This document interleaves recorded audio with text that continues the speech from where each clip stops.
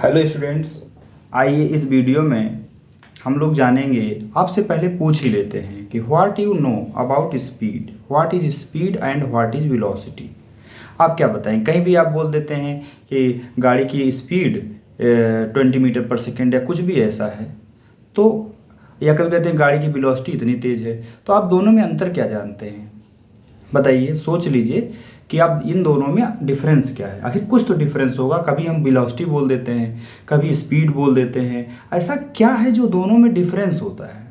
तो मैं अवधेश प्रजापति आपको इसके बारे में, अगर आप जानते हैं तो आप रिवाइज कर लीजिए, और अगर नहीं जानते हैं तो एक बहुत ही इम्पॉर्टेंट चीज़ आपको जानकारी मिलेगी कि आखिर इन दोनों में बेसिक अंतर के साथ साथ क्या ऐसा अंतर है जो स्पीड को वेलोसिटी में से हम लोग इस वेलोसिटी को स्पीड नहीं बोलते और स्पीड को वेलोसिटी नहीं बोलते, और कब बोल सकते हैं, क्या कंडीशन है, और कौन जीरो हो सकता है।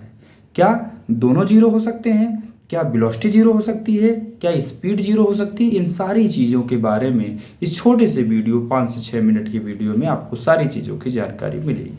और जैसा कि आप जानते हैं कि हमारे इस यूट्यूब चैनल पे आपको डिफरेंसेस के बारे में सारी जानकारी आपको मिलती है। जैसा कि आप से अगर सिंपल हम लोग पूछें कि क्वाड्रेटिक इक्वेशन एक होता है ना, जो हम लोग उसमें थे, क्वाड्रेटिक इक्वेशन और क्वाड्रेटिक पॉलिनॉमियल में क्या अंतर है।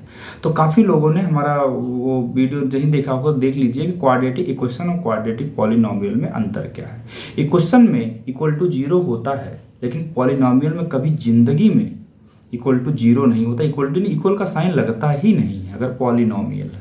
तो इसको भी आप देखिए। इसी तरह से सभी भाइयों बहनों, आप देखिए कि क्या स्पीड और वेलोसिटी में क्या डिफरेंस है। तो हम ज़्यादा आपका समय ना लेते हुए, क्योंकि समय तो कीमती सभी का है, आप इसको देखिए स्पीड क्या है और वेलोसिटी में दोनों में डिफरेंस क्या है।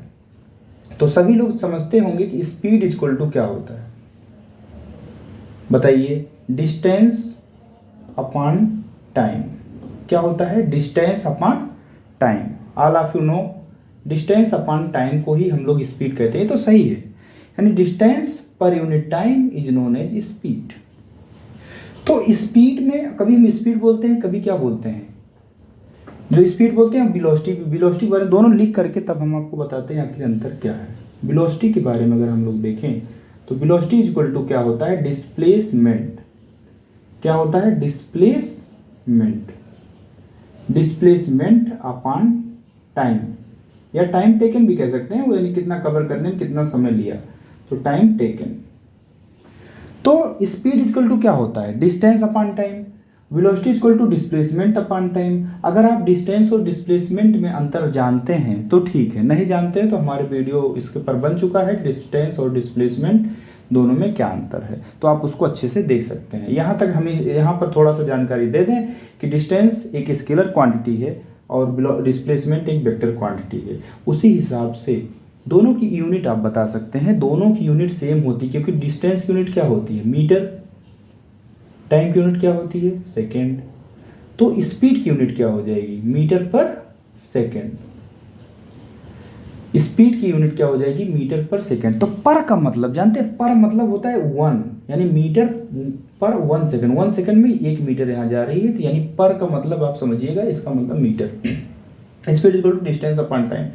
तो डिस्प्लेसमेंट भी, इसकी भी यूनिट वही हो जाएगी। अगर यूनिट की बात करें तो यूनिट क्या होगी इसकी?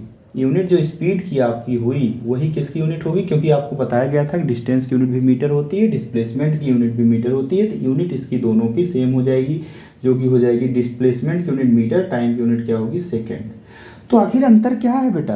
तो अंतर ये है कि इसमें आता है डिस्टेंस, इसमें आता है डिस्प्लेसमेंट। डिस्टेंस आपको हम लोगों ने कहा कि अगर बॉडी आगे चल रही है तो डिस्टेंस जीरो नहीं होगा, कुछ ना कुछ डिस्टेंस जाएगी, तो स्पीड में कुछ ना कुछ होता ही है। अब यहाँ पर क्या है? वेलोसिटी की यूनिट डिस्प्लेसमेंट अपॉन टाइम होती है। डिस्प्लेसमेंट जीरो भी हो सकता है, माइनस भी हो सकता है और प्लस भी हो सकता है। तो डिस्टेंस अपॉन टाइम में वेलोसिटी होती है, दोनों की यूनिट सेम होती है, ये अंतर है। देखिए ये स्पीड क्या है? इसमें डिस्टेंस अपॉन टाइम है, यानी डिस्टेंस स्केलर क्वांटिटी है, तो स्पीड भी कैसी क्यों क्वांटिटी हो जाएगी? Scalar quantity. तो कैसी क्वांटिटी है? Scalar quantity. तो ये स्केलर क्वांटिटी, और ये कैसी क्वांटिटी हो जाएगी? वेक्टर क्वांटिटी, क्योंकि इसमें क्या आती है? डिस्प्लेसमेंट। तो ये बात समझिए, इसमें डिस्प्लेसमेंट आती है इसलिए वेक्टर क्वांटिटी है, इसमें स्पीड में डिस्टेंस आती है इसलिए स्केलर क्वांटिटी है।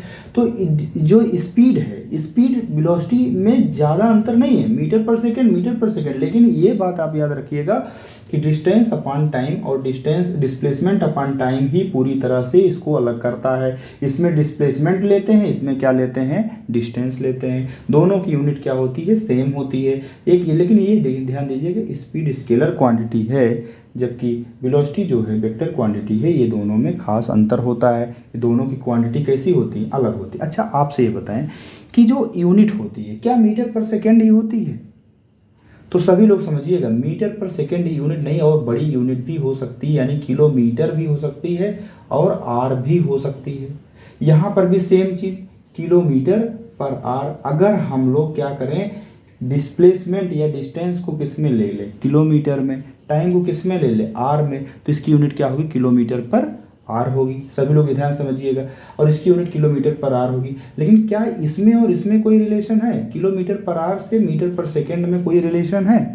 तो बिल्कुल आप समझिएगा, अगर किलोमीटर पर आर में, ध्यान से एकदम समझिएगा, किलोमीटर पर आर में हम मल्टीप्लाई कर दें 5/18 से, कितने से मल्टीप्लाई कर दें, 5/18 से, ये हो जाता है मीटर पर सेकेंड। अब इसमें थोड़ा सा हम लोग उल्टा कर लेते हैं, अगर मीटर पर सेकेंड है, क्या है, मीटर पर सेकेंड है, अगर उसमें हम 18/5 से कर देंगे इंटू, तो ये किस में कन्वर्ट हो जाएगी, किलोमीटर पर आर में। इस बात को ध्यान दीजिए, ये मीटर पर सेकेंड है और ये क्या है, किलोमीटर पर आर है। तो मीटर पर सेकेंड से, किलोमीटर पर आर से मीटर पर सेकेंड बदलने के लिए 5/18 से मल्टीप्लाई करेंगे मीटर पर सेकेंड को। अगर किलोमीटर पर आर में है तो 18/5 से इंटू। क्यों 18/5 से करते हैं, तो आपको बिल्कुल पता होना चाहिए कि किलोमीटर, यहाँ से ध्यान दीजिएगा, किलोमीटर अपान अगर आर है तो ये किलोमीटर में कितना मीटर होता है, 1000 मीटर, और एक घंटे कितना सेकेंड होता है, 36, यानी 60 × 60 सेकेंड। तो आप 2 0 यहाँ से कैंसिल हो जाएगा, ऊपर 10 बचेगा, नीचे 36 बचेगा। इसको सिंप्लीफाई कर देंगे, 2 5 जा 10, 2 से 18, तो कितना आंसर आया, 5/18, यानी इंटू किससे करोगे आप, 5/18 से। ओके, तो इस तरह से हमने कन्वर्जन भी बता दिया कि हम किलोमीटर पर आर को मीटर पर सेकेंड में कैसे बदलेंगे, और मीटर पर सेकेंड को किलोमीटर पर आर में, यानी ज़्यादा लाना है तो ज़्यादा को ऊपर रखना है, कम लाना है मीटर परसेंट छोटी लाना, छोटी ऊपर रहेगी। ये अंतर देख लीजिएगा, ये ऊपर आपकी छोटा है तो मतलब छोटे में लाना है, बड़े से छोटा, और बड़ा लाना है तो यानी मीटर पर सेकेंड में ऊपर बड़ा रख दीजिएगा, किलोमीटर पर आर में आ जाएगी। आएगा कैसे, हमने आपको यहाँ पे बता दिया। सभी स्टूडेंट्स ने इतना समय दिया, इसके लिए बहुत बहुत थैंक्स।